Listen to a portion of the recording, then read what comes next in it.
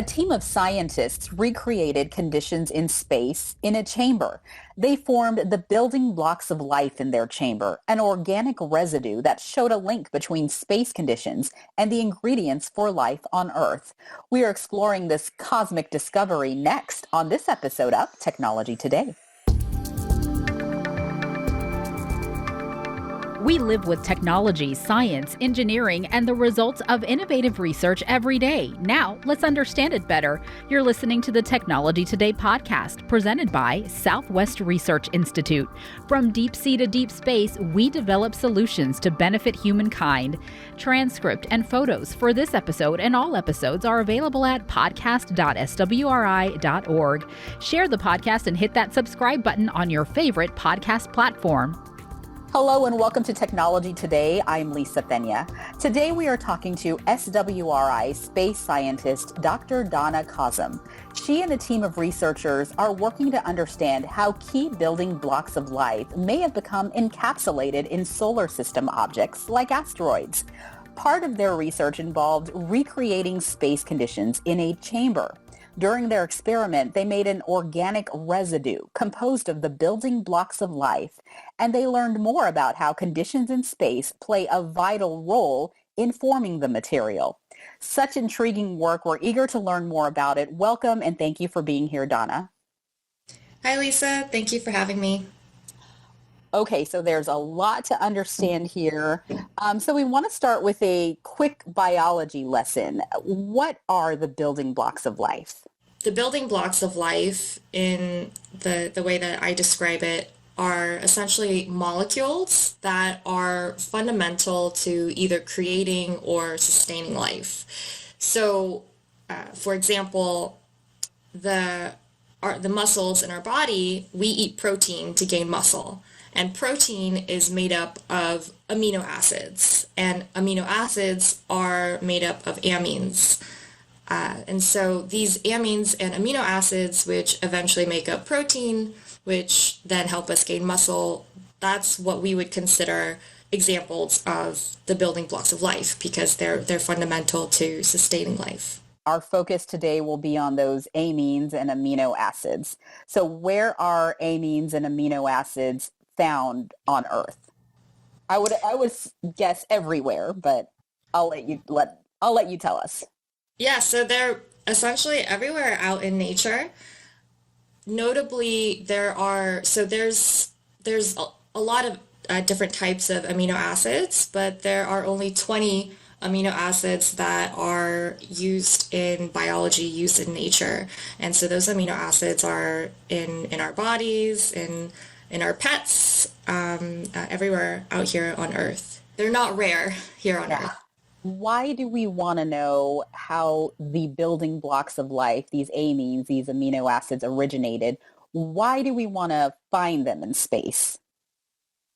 That's a good question, and I get that question a lot, and I'm sure a lot of my colleagues also get that question from the general public, which is why should people fund this research? Why should people even care about these molecules that are found in deep space and or found here, and where do they come from? And my take on it is, why not understand this? Like, why would we not want to figure out how they originated? I think of it as if our ancestors never left their respective countries to explore the globe, to explore the Americas, I truly believe that our civilization would not be as advanced as it is today. And that's how I feel about the necessity of exploring the cosmos and understanding where did these building blocks of life, like we're finding certain building blocks of life that we have on Earth way out in deep space. And there could be a connection on how life happen on Earth and these molecules that are found in deep space. And so what's quite interesting, particularly in my research, is that when we look for these building blocks of life, these amino acids, if they're found in an asteroid, and asteroids are in our solar system, that could mean that, okay, maybe the building blocks of life, the seeds of life, are just in our solar system, and our solar system is quite unique. But if we find these building blocks of life, these amino acids, way deep in interstellar space, in this giant interstellar molecular cloud, which is kind of like the grandmother, that's where a bunch of solar systems came from, then that could indicate that, oh, there's actually this like frozen starter kit to life that has been distributed to potentially to other solar systems and not just ours. And so there could actually be an indication that life may exist not just in our solar system, but in other solar systems and in other planets. And I think that exploring this will definitely, not just to itch our curiosity, but to really advance our civilization as a whole. So I like the way you explained that. First of all, calling this material the seeds of life. So you're seeing the seeds of life in asteroids, and that could explain how life sparked on Earth. But another thing you said, this frozen starter kit to life could have expanded to other areas, other solar systems, other parts of space. And so I think that's really interesting that, your big question is, well, if these components sparked life on Earth, could these components also spark life elsewhere? My heart really, and my passion is to, my expertise is really in understanding the chemistry in the interstellar cloud, which is has that like frozen starter kit to life.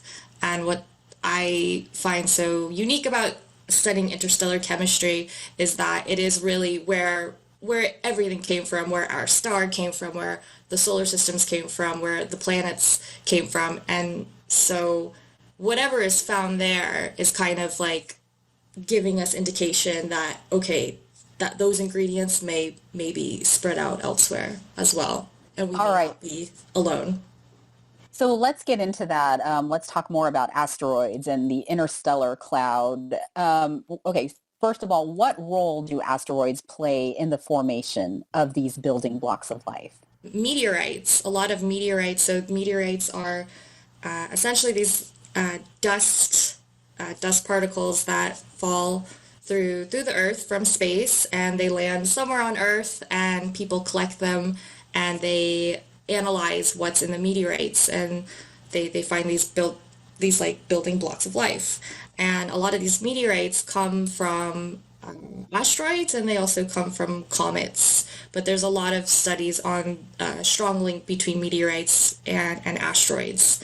And so essentially the asteroids essentially shed building blocks of life onto Earth every year. Okay, so we have these asteroids in space. They are encapsulating these building blocks of life. We learn about that because once this debris falls to Earth in the form of a meteorite, scientists are able to analyze it and find these amines and amino acids there. But your team is also taking this a step further. So we know that these building blocks of life are in the asteroids, but your team is really looking closely at the interstellar, is it cloud, singular, or interstellar clouds, plural? But that's what you're really focusing on. So tell us about the interstellar cloud. What is it? Yes, so the interstellar cloud is this giant cloud of dust and gas and ice. It is it's located basically way past, so the interstellar medium is located way past our solar system, and we all came from this interstellar cloud. So this cloud,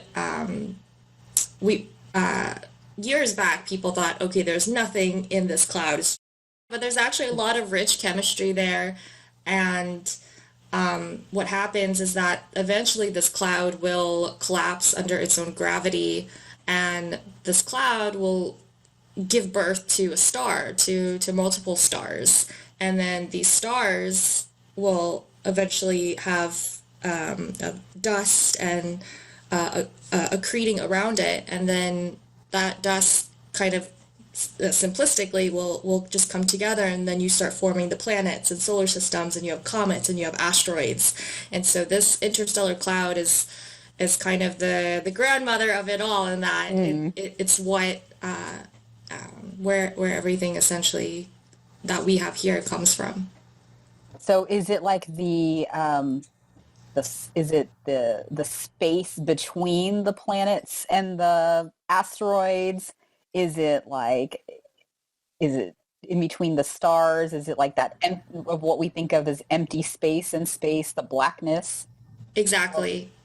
It's so interstellar. So inter is in between, and stellar is stars. So it's literally the dust, gas, and ice in between the stars. Okay, there you go. Interstellar. Yes, that is it. It's all right there. All we had to do was look a little closer at it. But yes. Okay, so initially it was thought that that the significance of the interstellar cloud occurred once it collapsed on itself. But you are finding that that's not quite true. So how have conditions in these clouds contributed to the formation of the building blocks of life? So so in particular with my experiments, we found that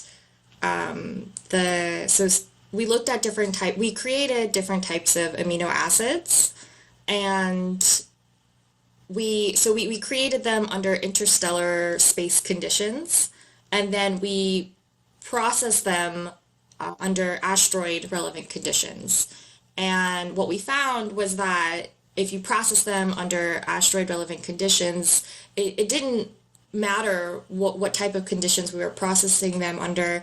The interstellar, the distribution of these building blocks of life formed from interstellar cloud conditions, they didn't change. They were resilient. So essentially what I'm trying to say is that these interstellar cloud conditions may dictate the distribution of these building blocks of life that are found in asteroids and then therefore found in meteorites.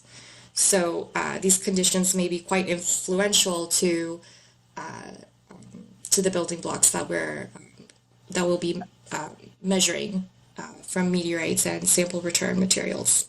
Okay, so when you talk about, recreating this process or processing these building blocks of life under interstellar cloud conditions, what does that mean? Are we talking about a certain temperature or force, or what do interstellar cloud conditions feel like? Right, so it's cold. It's not cozy. Okay, yeah. Essentially, what we do is, so there's telescopes that have collected data on what type of ices are found in interstellar clouds, including the very beautiful James Webb Space Telescope. And so what we know is that there's a lot of water, there's a lot of carbon dioxide, there's methanol and ammonia. So we took those ices, we cooled them to 10 Kelvin, and I have to do the conversion to Celsius or Fahrenheit. It's very cold. It's almost at absolute zero.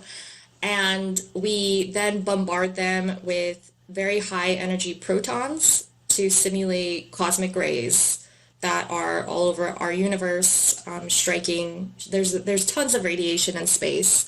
And so we basically irradiate these ices. And what happens is when you irradiate these ices, they go from being an ice, like this beautiful ice, to this kind of like gunky, like residue, origin of life residue. And you can actually see it with your naked eye. It looks kind of like an oily, yellow, orangey film. And so that's how we simulate the interstellar cloud condition in the laboratory, all inside a vacuum chamber. So when you start with this ice, are there any amines or amino acids in the ice, or it isn't until it's processed through these conditions that the amines and amino acids pop up? Right. The amines and amino acids, they pop up later. So we start out with very simple ices. So I'm starting out with like water, H2O, like what we drink every day, carbon dioxide, which is what we breathe out every day. Just very, very simple molecules. And it's quite amazing to just start with these very, very simple components, and you just put a little bit of, well, this is not a little bit, but you irradiate them and you form amines, you form amino acids, you form really big molecules that is just even difficult to detect with our own technology. You form polymers. Yeah, you form a lot of very interesting components. Describe this chamber to us because it seems crazy almost that you can recreate these space-like conditions here on Earth in like essentially a room. How strong is this chamber? What is it like? What's it built? What is it made out of? It's yeah, so this it's a all like metal vacuum chamber, so it's shiny. Well, it Yeah. can be shiny. Yeah, it's a metal chamber. You put together conflat flanges. I'm basically I don't know. I guess I feel sometimes like I'm a plumber in the lab. I'm just building things and putting components together, and Did you build this it's chamber? I did not build this particular chamber. This chamber was built way back before I was born, I believe. Okay. Yeah. But I have built chambers, and I'm building one right now at Uh-huh. SwRI with a team of engineers.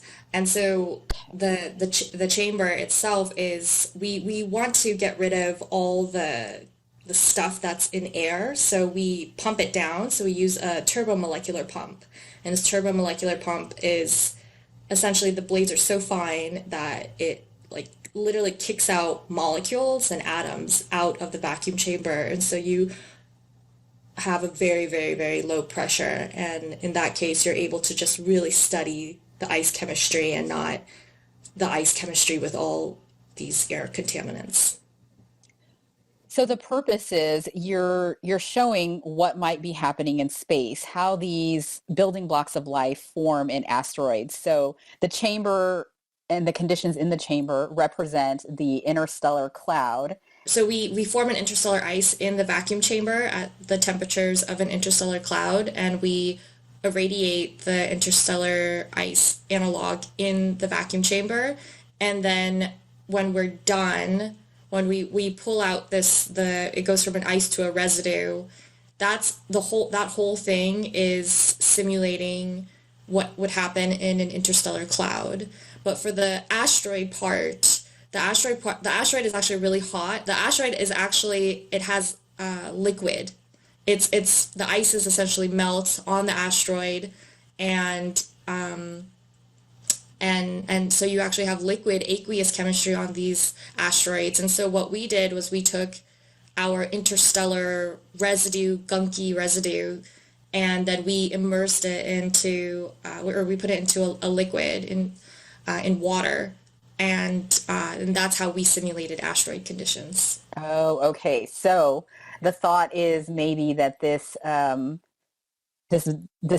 residue forms before it ever touches the asteroid, but then once Exactly.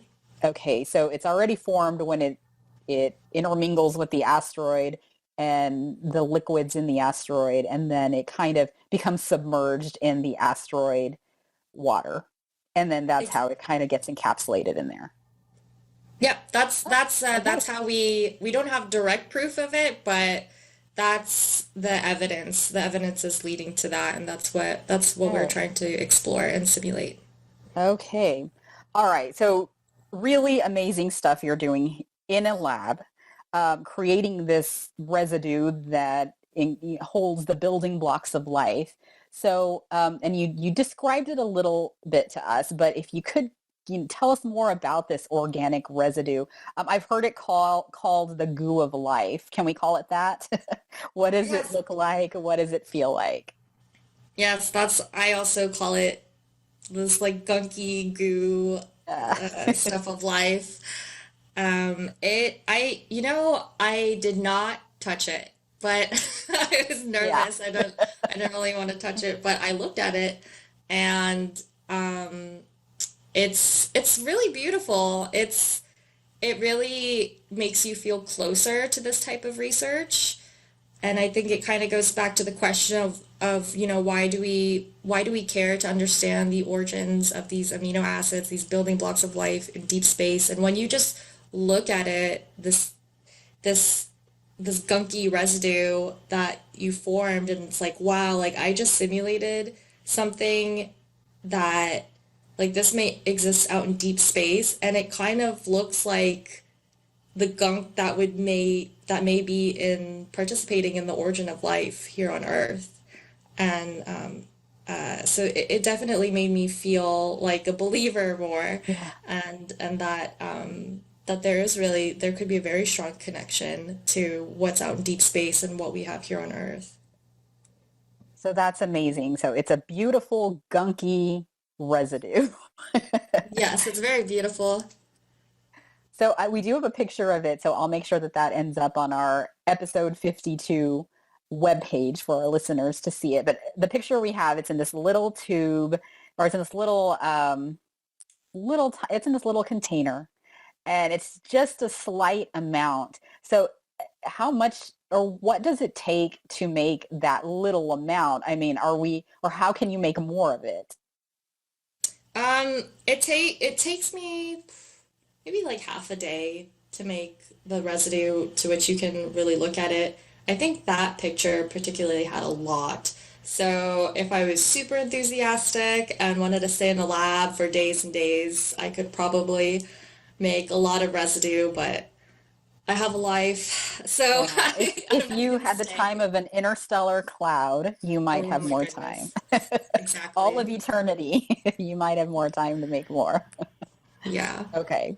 So I have a kind of a weird question next, but I have to ask because we're talking about having this goo in the lab that's essentially has the building blocks of life there. So if left in the right conditions, do you think that this residue could develop further? Like, I don't know, spark a simple life form. Sorry if this is a weird question. I love this question.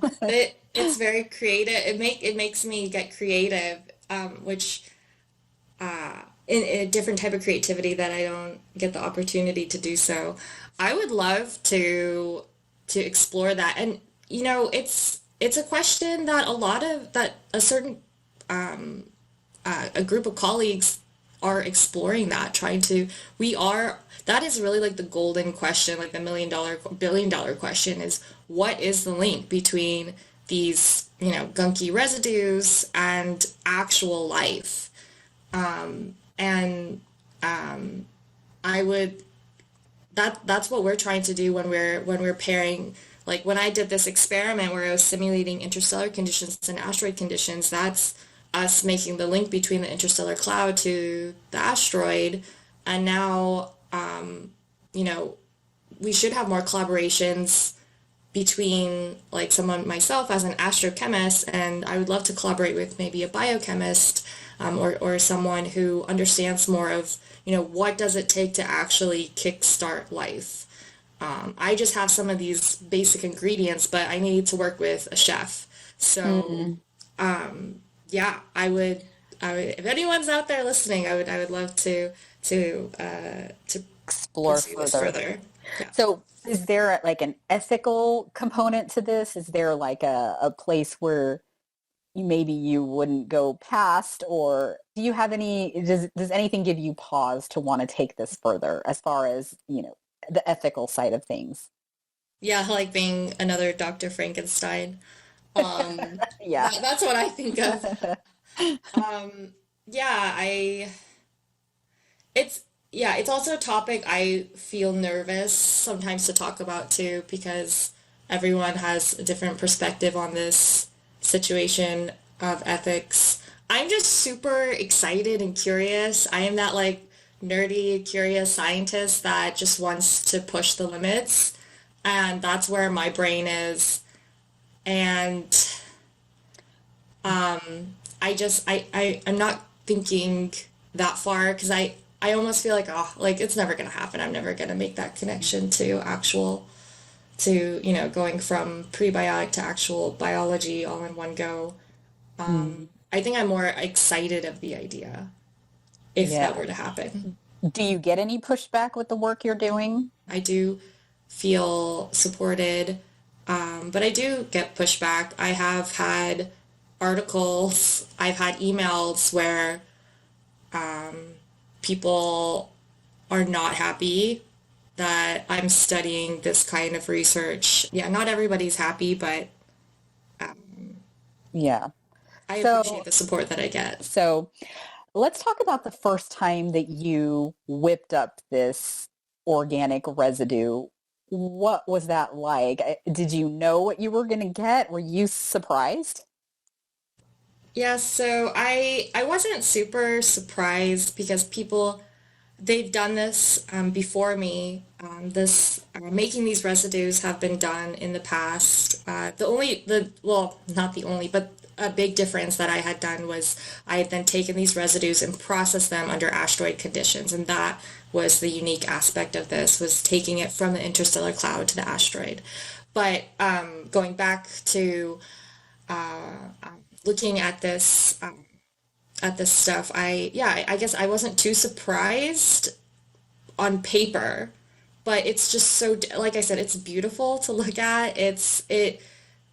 Like looking at it gives you a whole different experience. It made me feel much more close to the idea of connecting interstellar space conditions to actually constructing life here on Earth and elsewhere. So yeah, on paper it wasn't surprising, but in Yeah. reality it felt a bit emotional.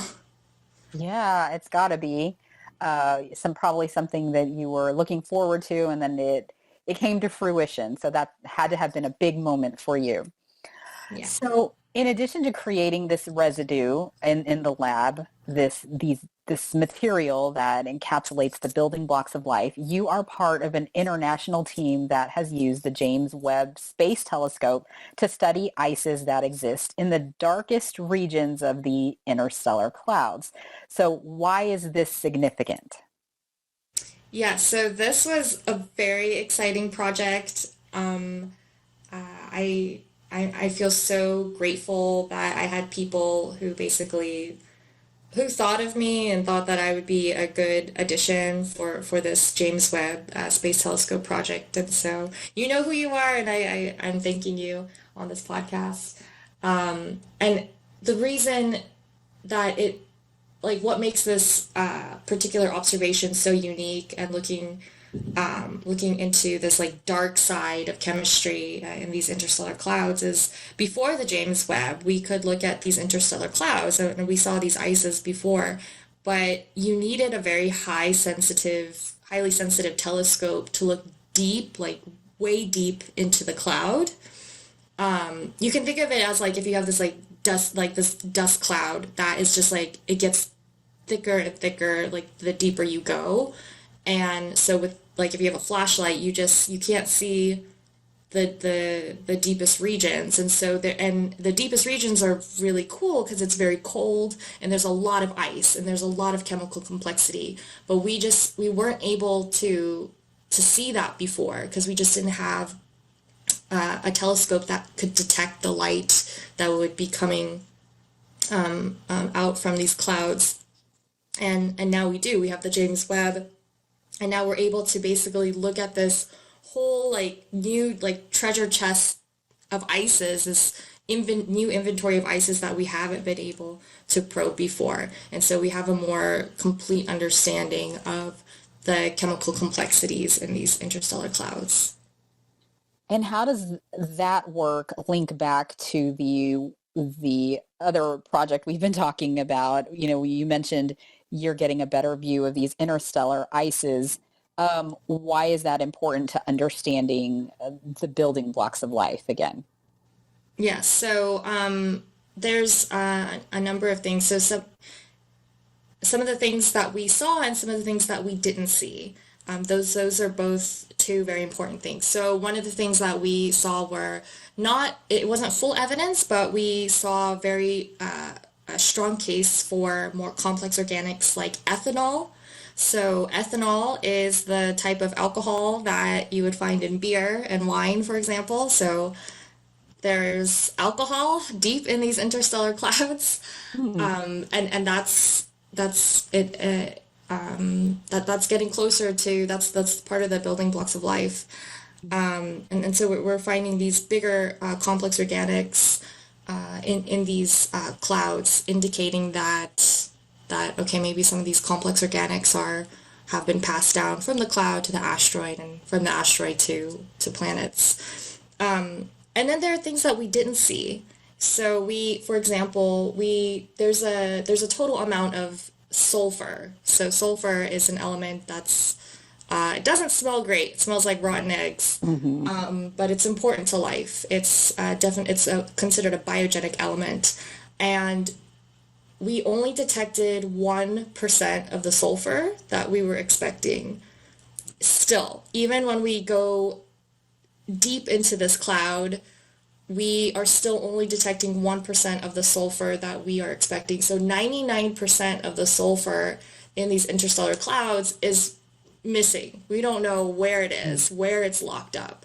And so that is really interesting, because that's telling us, okay, like we've now like explored all parts of this cloud and it's not in the ice. So where is it? So essentially, you're bringing together all these different pieces of this puzzle, and you're trying to see what picture emerges. So really intriguing work. Again, you told us you're an astrochemist. We love to learn more about our scientists and our guests here on the podcast.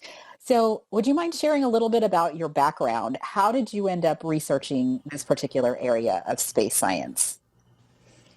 Yeah, I love sharing my background, because every time I tell someone I'm a scientist, like the first thing they say is, "Oh, you're really smart." It feels nice to hear, and I appreciate it. And but I also, at the same time, I want to break that idea as well, because so when I was younger, I really liked space and the cosmos.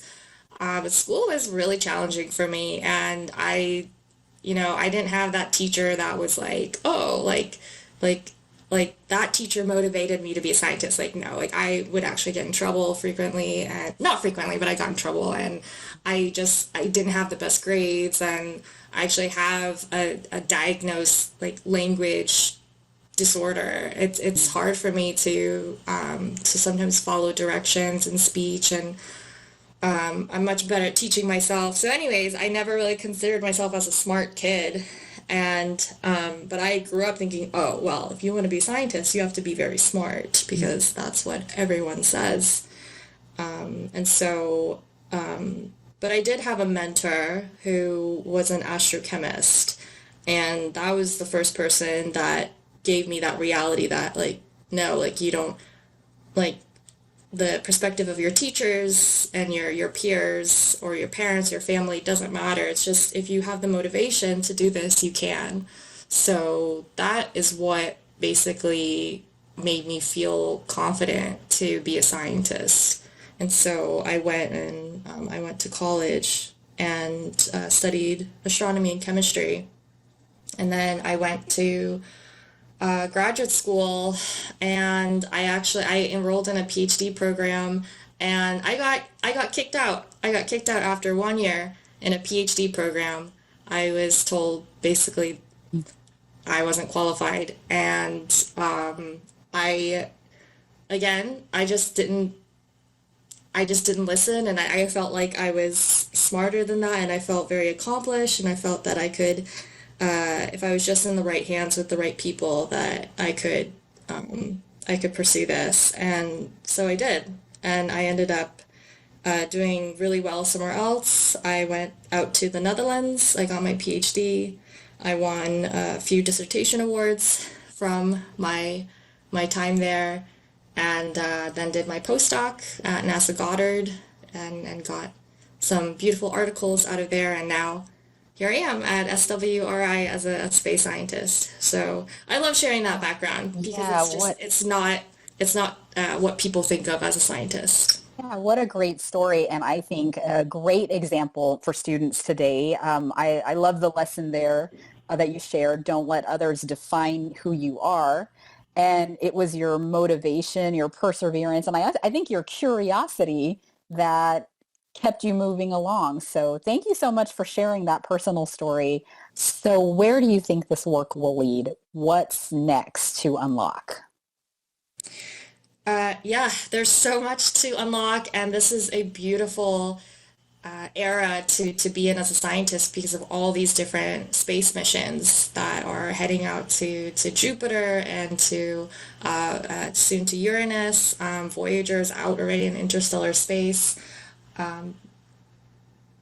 There's going to be a lot of data coming in, and personally, I am just really, I'm just so stuck in this like sulfur issue with the James Webb Space Telescope, and where is all the sulfur in the interstellar cloud? And I know it sounds so nerdy and like so specific, but I just think sulfur is very important to life, and the fact that 99% of it is missing in the cloud, and that has implications for, well, where is all that sulfur locked up in planets then when this cloud becomes a solar system and a planet?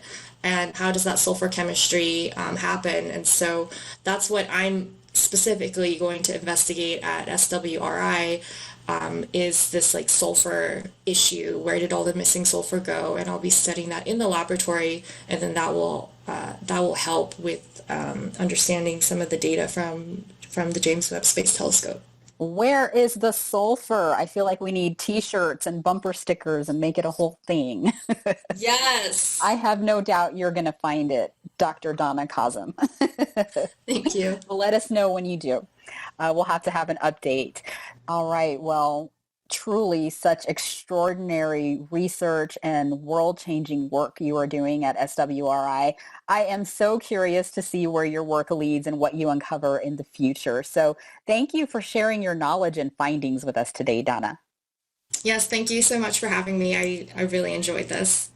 And thank you to our listeners for learning along with us today. You can hear all of our Technology Today episodes and see photos and complete transcripts at podcast.swri.org. Remember to share our podcast and subscribe on your favorite podcast platform. Want to see what else we're up to? Connect with Southwest Research Institute on Facebook, Instagram, Twitter, LinkedIn, and YouTube. Check out the Technology Today magazine at technologytoday.swri.org. And now is a great time to become an SwRI problem solver. Visit our career page at swri.jobs. Ian McKinney and Brian Ortiz are the podcast audio engineers and editors. I am producer and host Lisa Pena. Thanks for listening.